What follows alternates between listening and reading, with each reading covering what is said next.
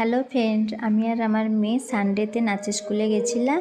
তো তোমাদের দেখাচ্ছি কোথায় গেছিলাম আর কি নাচের স্কুলে।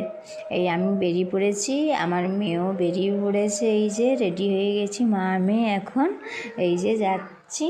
এইবারে আমরা বেরিয়েছি। দেখো তোমরা আমার মেয়েকে দেখো কী করছে। এই যে আমরা এখন অটোর লাইনে দাঁড়িয়েছি, অটোর লাইন দিতে হবে, কারণ অটো কখন আসে তার ঠিক নেই। এইবারে আমরা পৌঁছে গেছি নাচের স্কুলের ওখানে।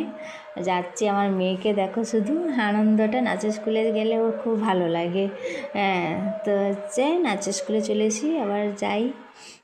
এই যে নাচের স্কুলে ওখানে বসে আছি, নাচ হচ্ছে, বাকিরা নাচ শিখছে, আমি এখন বসে আছি, নাচ চলছে, তো আমি ওখানে বসে বসেই নেচে যাচ্ছি।